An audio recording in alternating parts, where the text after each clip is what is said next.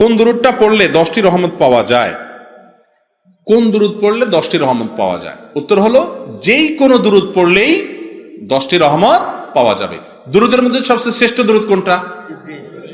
দরুদ ইব্রাহিম। আমরা নামাজের মধ্যে যেটা পড়ি, নবী করিম সাল্লাল্লাহু আলাইহি ওয়াসাল্লাম সাহাবীদেরকে শিখাইছেন। ইবনে হাজার আসকালানী রাহিমাহুল্লাহ বলেছেন, যেহেতু নবীজি সাল্লাল্লাহু আলাইহি ওয়াসাল্লাম নিজে দুরূদ শিখাইছেন আর পড়ছেন, অতএব এর চেয়ে শ্রেষ্ঠ কোনো দুরূদ হতে। আমাদের দেশে অনেক দুরূদ আছে, আপনারা বিভিন্ন বই পুস্তকে দেখবেন, দুরুদে হাজারি, দুরুদে লাখি, দুরুদে নারিয়া, দুরুদে তুনাজ্জিনা, আরো দুরুদে অনেক রকম নামের আছে না নাই? এই যে দুরুদগুলোর কথা বললাম, এগুলোর একটাও হাদিস দ্বারা প্রমাণিত না।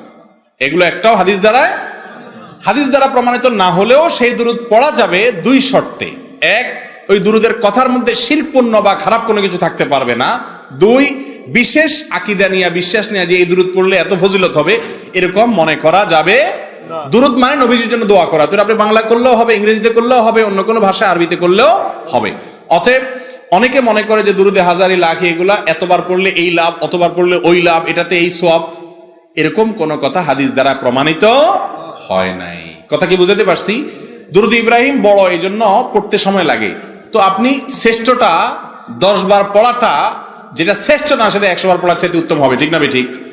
বিশেষ করে আপনার দুনিয়ার ব্যাপারটা তো আমরা ভালো করে বুঝি। মাছ, স্বাদের মাছ 1 টুকরা খাওয়া বেস্বাদের 5 টুকরা খাওয়ার চাইতে উত্তম, বুঝি না আমরা? মাশাআল্লাহ। তো দুরুদের ক্ষেত্রে, ইবাদতের ক্ষেত্রে আমাদেরকে একইভাবে বুঝতে হবে। আর সবচেয়ে সহজ দুরুদ হলো সাল্লাল্লাহু আলাইহি ওয়াসাল্লাম, সবচেয়ে ছোট দুরুদ।